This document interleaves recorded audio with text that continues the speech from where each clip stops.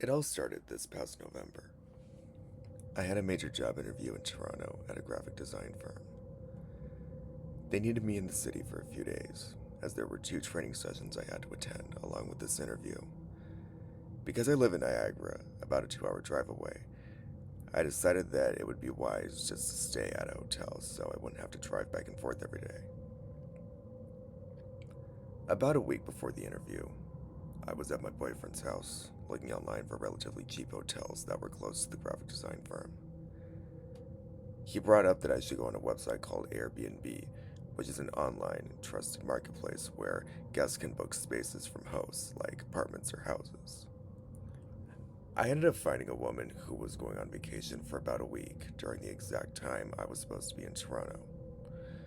She was renting out her apartment for $50 a night, which I thought was very generous. I ended up giving her a call and we arranged the time I would be coming over. The apartment building was very run down. The windows looked like they hadn't been cleaned in years and the brick walls were crumbling and discolored. I took a deep breath and considered telling the woman that my interview was canceled so that I could find somewhere else to stay. But $50 a night seemed so perfect compared to the hundreds of dollars a night at a hotel. I decided that I would at least check out the room before making the judgment. I knocked on the old wooden door with the number 14 painted in gold and waited a few moments before the woman swung it open and greeted me with a smile. She was a lot younger than I expected, maybe in her late 20s. Her voice sounded so tired and ragged on the phone, I had thought she was at least 50. Her blonde hair was tied up into a messy bun that paired quite perfectly with her blue tracksuit with a small hole in the shoulder. "You made it," she exclaimed. Come in, come in." She gestured into the room, which I'm relieved to say was very clean and welcoming. It was definitely one of those don't judge a book by its cover moments. I've always hated that saying, by the way, heard it too often as a kid. She gave me the quickest tour of an apartment that I've ever received, briefly pointing to the kitchen, bedroom, bathroom, and hallway closet. It was a small space, but perfect for me.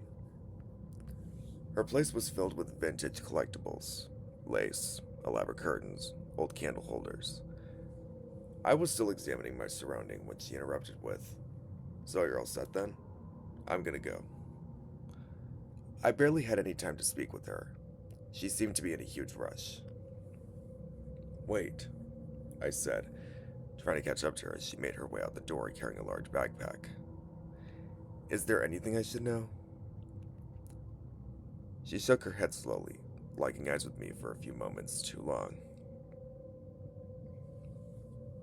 Without speaking, she left.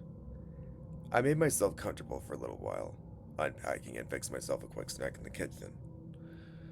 I had about 45 minutes before I had to leave for my interview.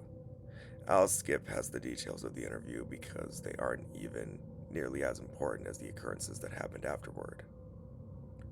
It was very late when I got back.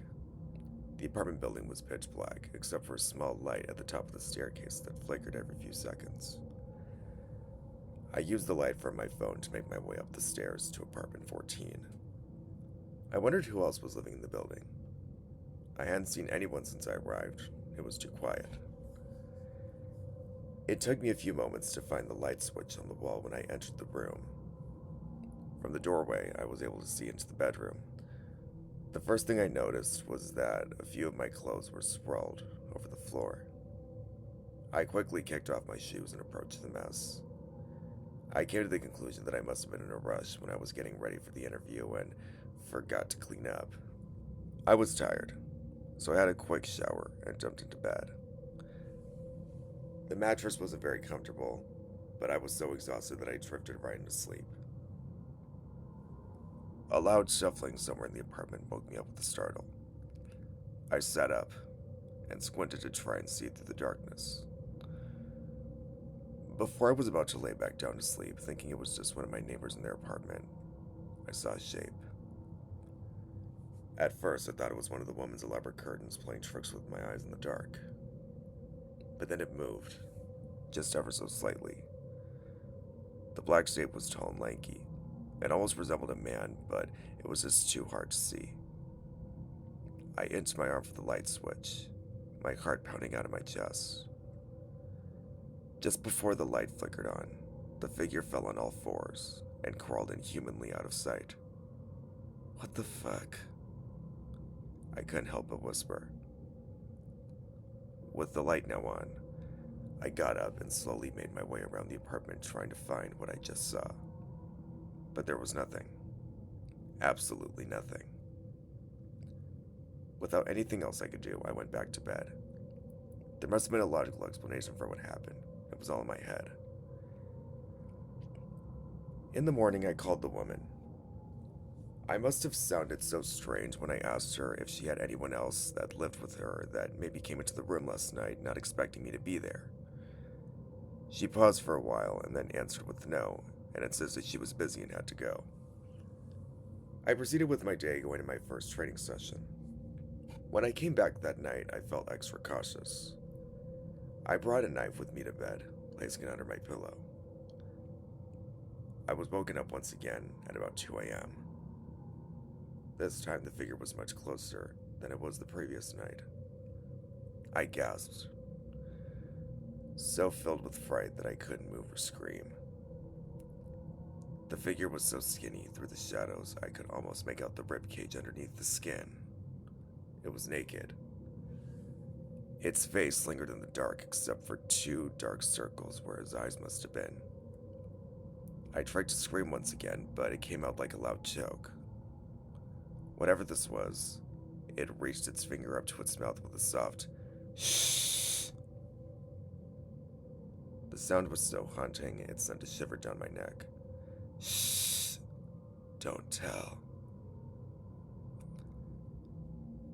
I must have been in such a shock that I passed out because when I woke up, it was morning. All I could do was cry, so confused. I had never been so scared in my life. It couldn't be real. I was brought up my whole life not to believe in these things. But what if it was actually a disfigured man? Or what if it was something I only heard of in nightmares? I shook my head toward the craziness. I was probably having nightmares because of all the stress. I left for my second training session, the very last day I had to be here. When I came back to the apartment around 10 p.m., I couldn't help but linger outside the door. I stared at the large 14 painted on the door, trying to find the courage to lift my key out of my pocket to open it. I told myself that all I had to do was last one more night, and I'd be gone in the morning. I decided to sleep on the couch in the front room this time. This way, I was even closer to the front door so I could hear it opening if this thing decided to greet me again. It took me a long time to fall asleep. I watched 12 a.m., 1 a.m., 2 a.m., and 3 a.m. go by on the clock. I must have dozed off because I woke up from a cold breeze. It was 3:47 a.m. I sat up on the couch to see that the window was open, making the curtains sway in the wind. As I got up to go close it, ready to call the police, I heard the soft shh behind me. I closed my eyes and started to cry. Shh! It got louder and louder.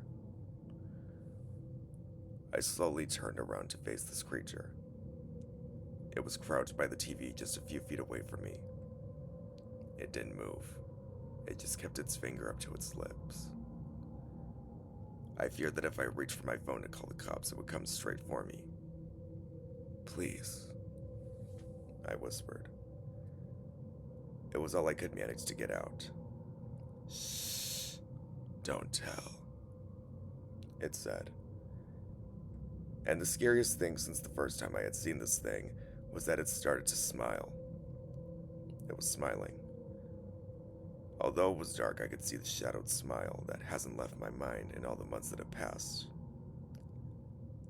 I remained completely still, and it stayed there for a few more minutes before it crawled past the couch and onto the windowsill, looking at me one more time before jumping out. I jolted for my phone and called my boyfriend. I told him everything. I was surprised he even understood me because I was such a mess. Should I call the police? I asked frantically. The police won't believe what you are saying. It's hard for me to even comprehend. I think you need to come home. You sound sleep deprived, and I think it's making you see things. My heart sunk. Even my own boyfriend didn't believe me. It smiled at me, I whispered. I heard him sigh before saying goodnight and hang up the phone. I curled myself into a ball on the couch and attempted to sleep, but I didn't. How could I after that?